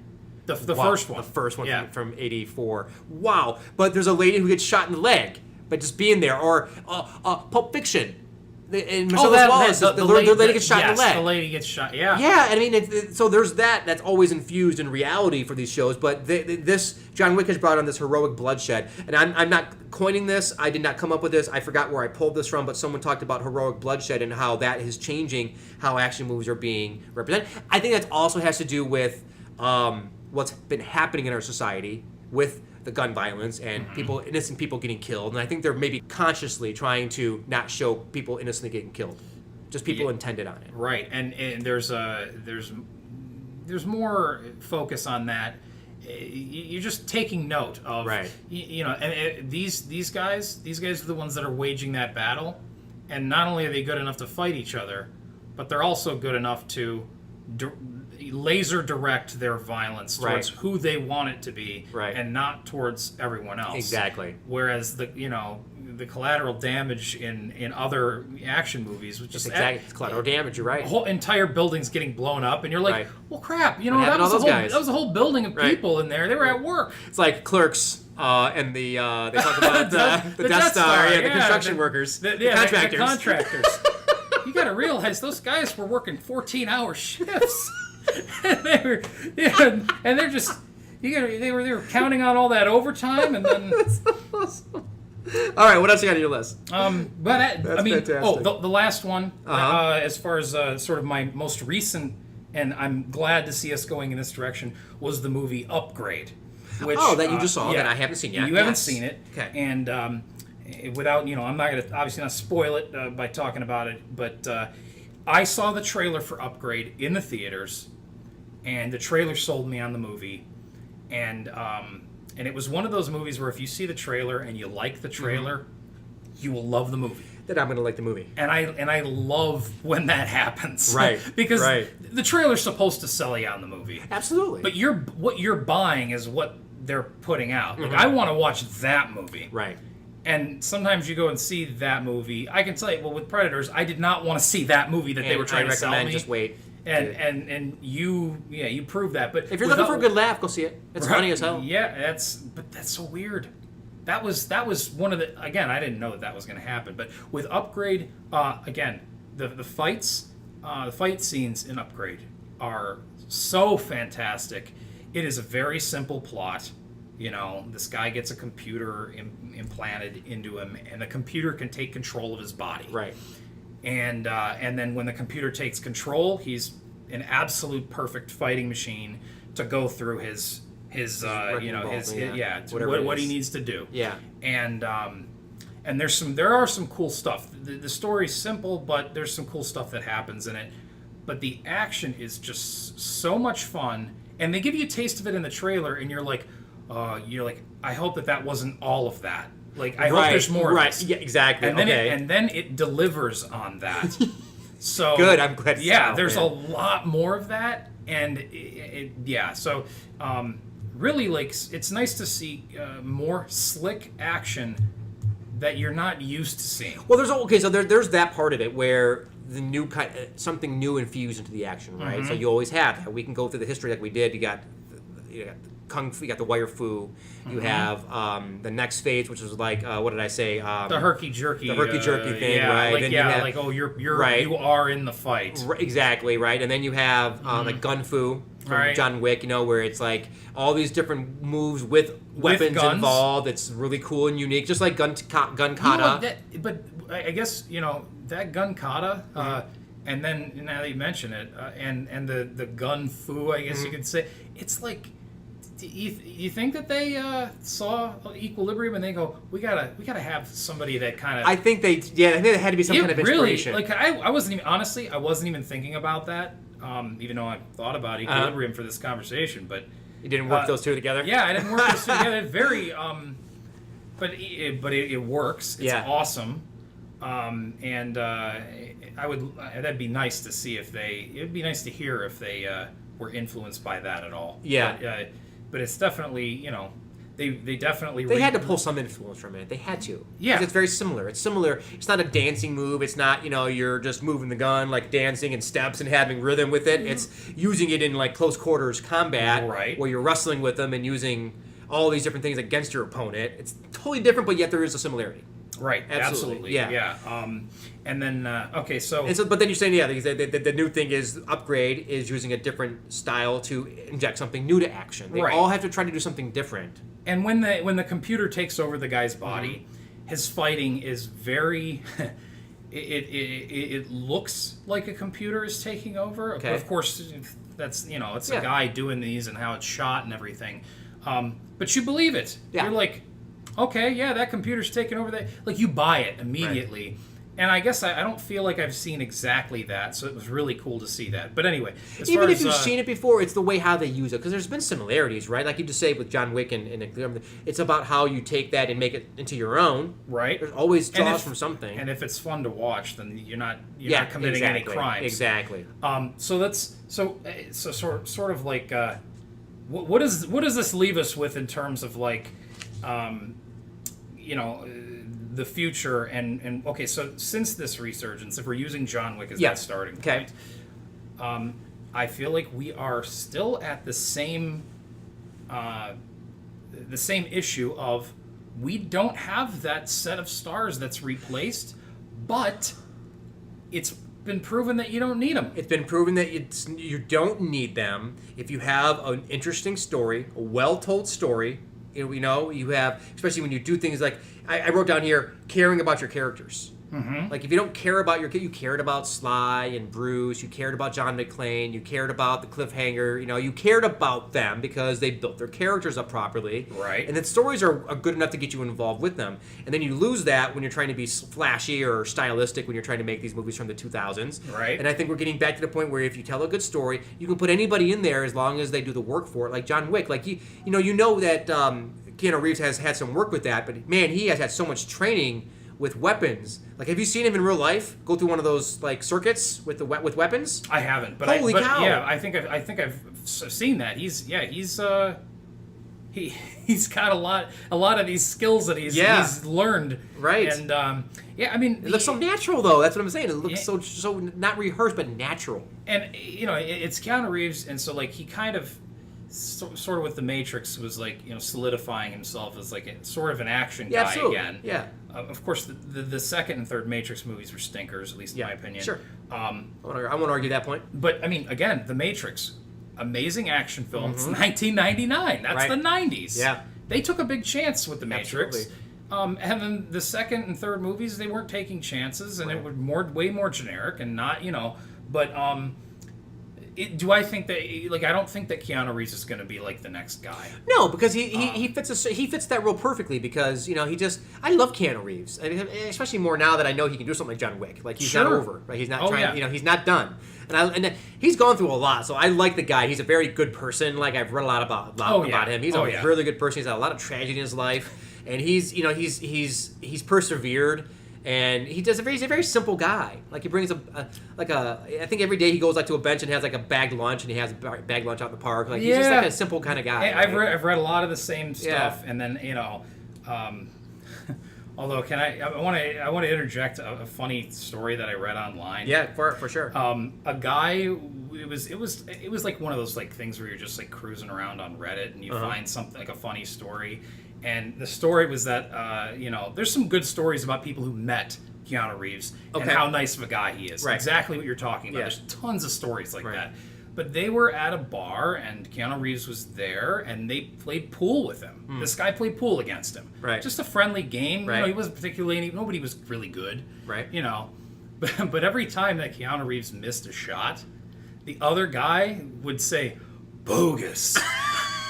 And like, it of course eventually it pissed him off, and I just thought it was the funniest thing. Like eventually he's like, could you stop saying that? Like every time. But anyway, but the story wasn't that he got so mad and do you know who I am and like here's my body, you deal with my bodyguard, he was annoyed like a normal person would get annoyed. Please? Come on. Yeah, come on, all right, come on, cut it out. Yeah, that was a long time ago. Right? Exactly. The bogus stuff was a long time ago. We don't have that. We don't have that list of actors. So we're still lacking that part of this equation. We are. But I think you said it's proof that we don't necessarily need it. And we don't. Well, and I think that it's almost like, well, okay, because maybe that they're recognizing that, and they're just focusing on, like you said, a little bit better writing, focusing on building those characters. I wouldn't have picked Keanu Reeves to be the next amazing action movie that was going to come out. Who would have thought about that? How many years? 20 years after The Matrix. Yeah. or Right. 15 years maybe. Yeah, from the well, first one. yeah, right, fifth, but still, even still, Yeah. I mean, that's a good chunk of time. Yeah, that no one has does gone. that. That's a big resurgence. That return to form like he's never had before. Yep. I truly think it's about the way the action was held. That people are emulating that now. The fact that you're seeing wider shots and more control of it. You're not seeing the franticness. That's a big part of it. I think the characters, like you said, the stories are being better written, better filmmakers being a part of these things. There's a critical part of it, not just flashy. Yep. Not flashy for the sake of being flashy, right? Right. John Wick's not a flashy movie. But The action's flashy because of how awesome it is, right, but it's not flashy. No, not for the sake of Right, being exactly. Flashy. It's because the sensationalism of this fight that's going on Right. is just brutality it's of it and all a that. spectacle on its own. Right. And then of course the thing I said earlier was the world building, like the detail of the worlds that they're in. They're not. It's so unique, and I think that's a big part of it. And you're seeing a lot more of that going on in these movies now, which is cool. So there's a lot of reasons why I think John Wick has reshaped the landscape a bit on the action hero genre, and I think it's all for good stuff. It gives us a lot of better material, than just an action guy. Like you can try to make Dave Bautista an action hero, but I think everyone realizes he's the secondary guy. Yeah. Right? He's Absolutely. great in the Bond movie as the villain that one time where he doesn't say Uh-huh. any words.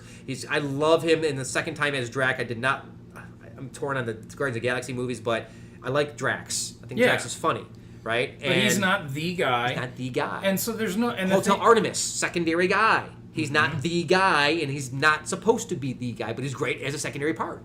They were trying to force it with Vin Diesel. Right. They were just like, here's a franchise he's in. Right. They were trying to force these franchises, and it wasn't working. Right. And part of me thinks I wish he was a little pickier.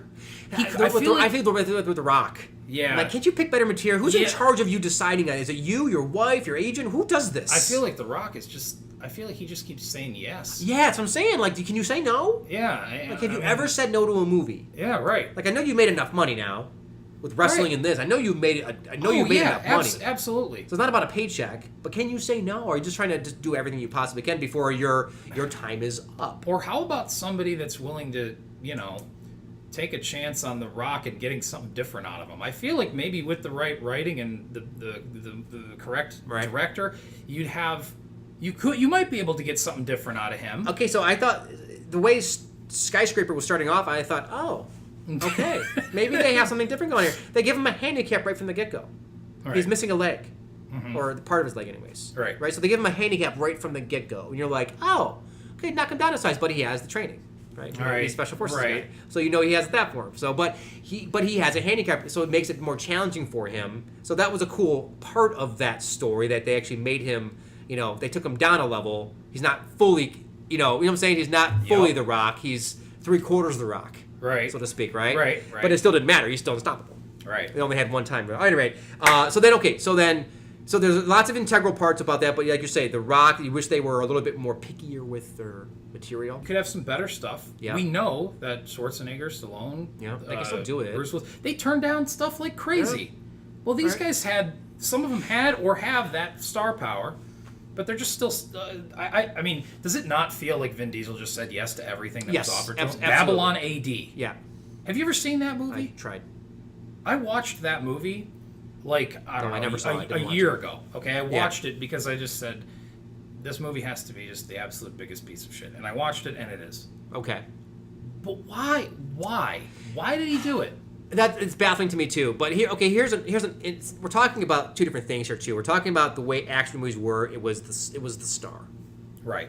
Now they kept trying new people to stars. It wasn't working because you had such a special thing going on with the 80s with those guys, right? I think there was a special part of it. Now, I don't think you could take those movies and put those kind of action heroes in today's movies. I think that's why you're not seeing another steady group of people, because the times have changed. We don't want the machismo anymore. We don't want the big guy who can do everything. That's why the Rock movies don't typically work. Everyone goes to see them, but they don't stand the test of time. Right. So you can put someone like Keanu Reeves, who's not an action hero but has done action movies, and make him into an action hero.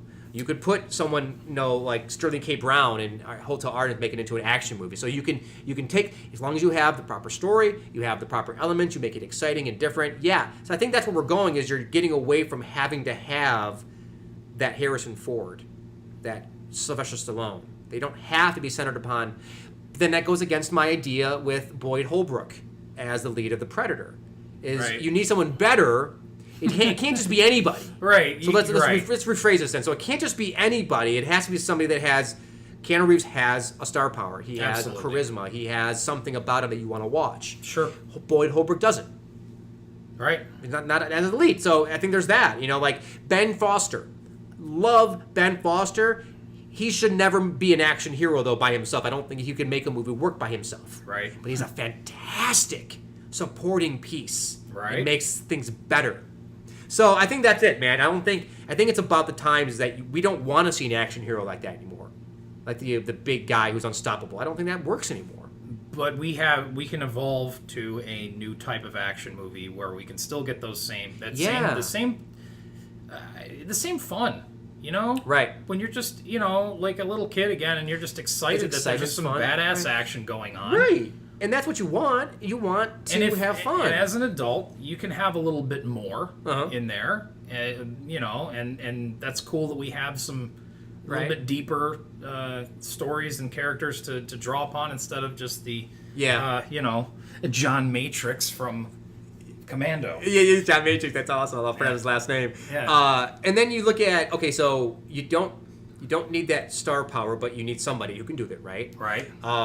Where did I want to go with that? Better than average person to do that. Right. And then and really honestly the craft of just you got to treat it with respect. I mean, it's it's an action movie. But you gotta care about it. You know what I mean? Right. You have to. There's got to be a passion behind it. If you don't care about, especially in an action movie, if you don't care about the hero, what's the fucking point? Yeah. Because if you don't care about if he can make that jump, then the jump that sequence is useless. You have to believe, or at least, can he make that? You're like, here, right. He made it. Woo! Okay. If you're not on the edge of your seat when he's in peril. Right. Then there's something that they didn't do right. And as an intelligent audience, we know that they're going to make that jump. The movie's not over. Right. They're going to still make that jump, even how daring and death-defying it is, even though it makes us like, he's going to make it. But if it's getting that reaction out of you, then we've got something that... Exactly. They're doing something right. Right. And you mentioned also having a villain that's just... despisable is also important too. Oh, I wonder if you look back in some of those that time frame of the drought. I wonder if what the villains were like in those movies, because that I think might be the very biggest part about this too. Even some of the movies that I listed on my best of, it's tough to think about who the villains were. Right. Even a movie like Blade 2, you've got those sort of like. You got the monsters, right? The hybrid vampires, the advanced ones. Yeah. But they're sort of just a generic monster. You don't hate. They're like the faceless horde. Yeah, right. So and then you have like the sort of the new team of guys that they're paired with, which are kind of enemies and friends all at once. But the thing is, though, you kind of liked them. Yeah. So you didn't hate. There was no like pure like hatred you have for you cannot wait for that guy to get this. Right. That element, I think, was missing from a lot of the movies that, when I think about it. Right. They don't have a villain that you hate. Yeah. You want to hate that. Like I said, 13 Assassins, you can't wait for that guy to get his comeuppance, right? Right. You want those villains to get But you're right, they might not be... John Wick, you could not wait for everybody to get theirs. Right. There was multiple. Right. But it was memorable. You're like, that fucking guy. You got it. Here, like you could not wait for him to hand him that. Nothing is more satisfying in a theater when a bad guy gets it and the crowd cheers. Oh yeah, it's awesome. Like he finally, because that means they did their job. They hooked you in, and that created that response by the villain being so dastardly bad, and the villain being so outwitted or outgunned that he finally gets to, it's that release of he did it. It's so awesome. Yeah, and that's and John Wick definitely brought that back. Absolutely. So, I mean, there's a lot of things that John Wick brought back, and there's a lot of things that I think are, like I said, there's like 4 components of why that movie works and where those are going. And there's a lot of examples. Here's some things that are coming out now with these people that are involved with John Wick. Okay, so you have John Wick, you have, again, Leach, and you have Stilinski. They both went off. Atomic Blonde, Deadpool, the other one off to make John Wick 2. I love John Wick 2.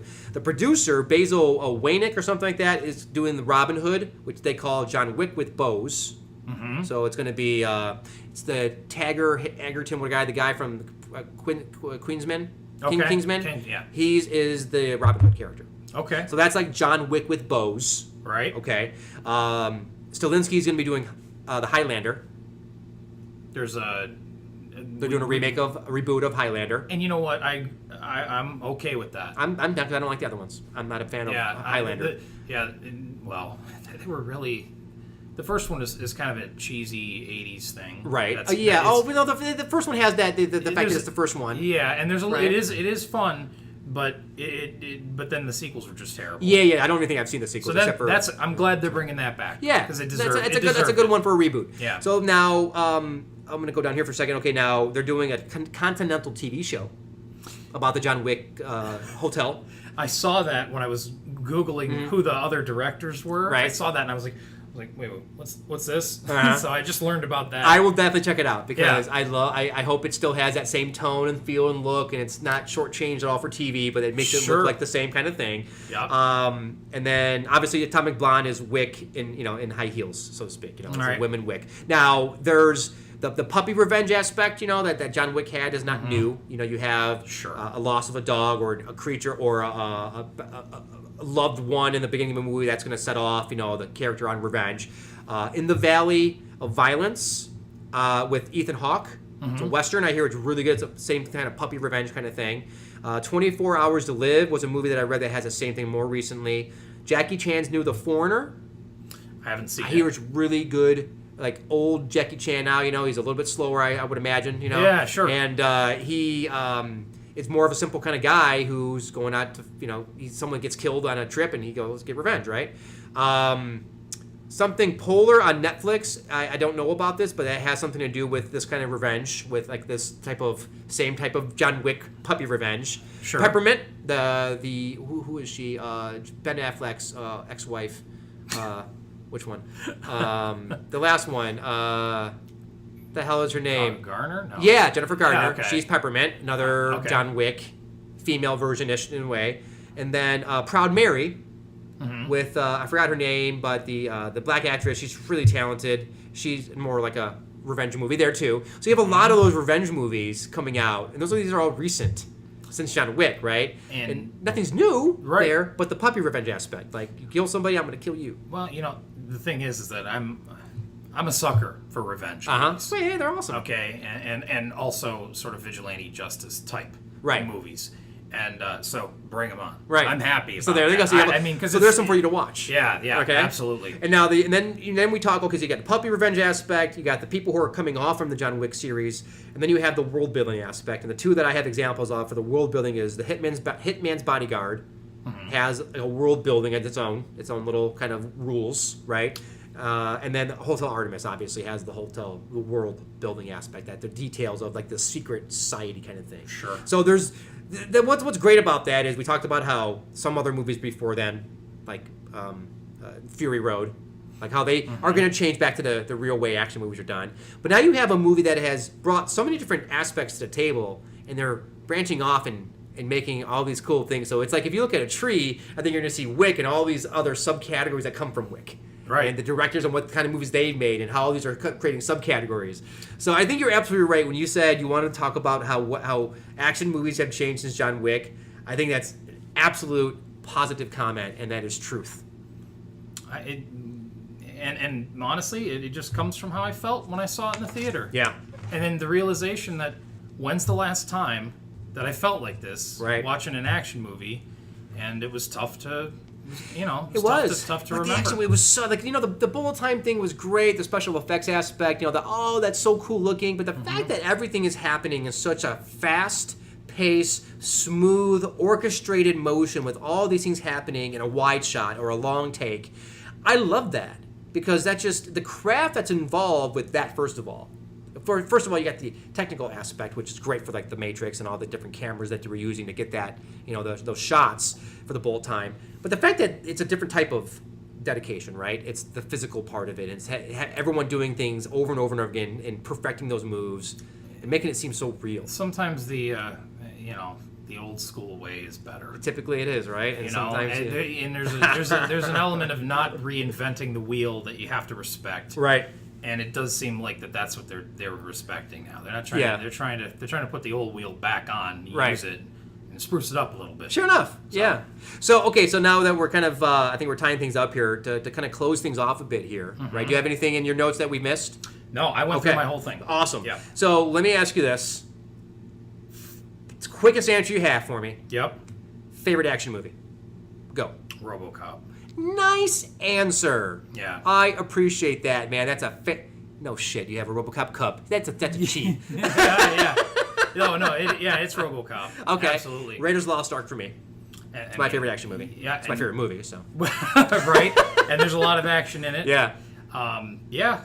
But I mean, I could say any movie from the 80s though. I could say Predator, Terminator. There's a lot. So many good movies in there. Yeah. And you know what? RoboCop's one of my favorite movies too. But if it falls under action, yeah, of course it's got to be your favorite action as well. So yeah. And by the way, we talked about Keanu Reeves and how he cemented himself as an action hero after all these Speed. 1994, well before The Matrix, he solidified himself as an action hero, right? And then when was Point Break? That was before that.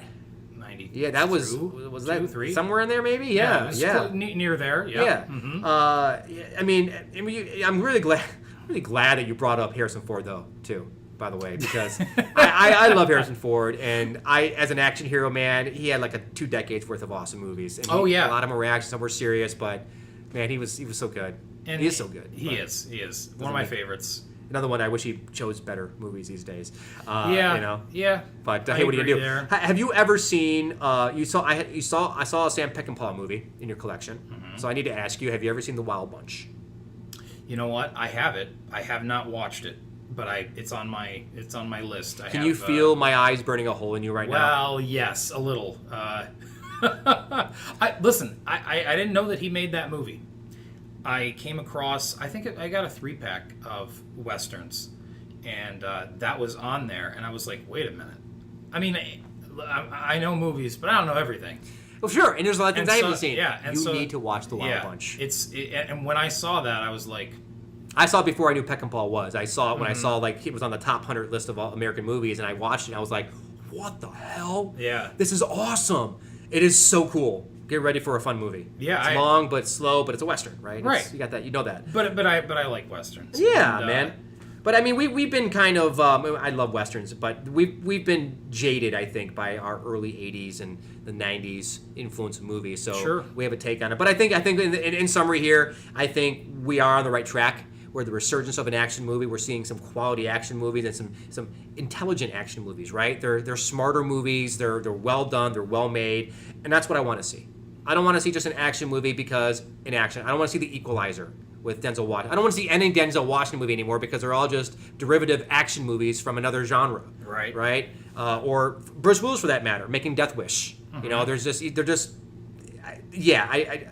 I need new people. Yeah.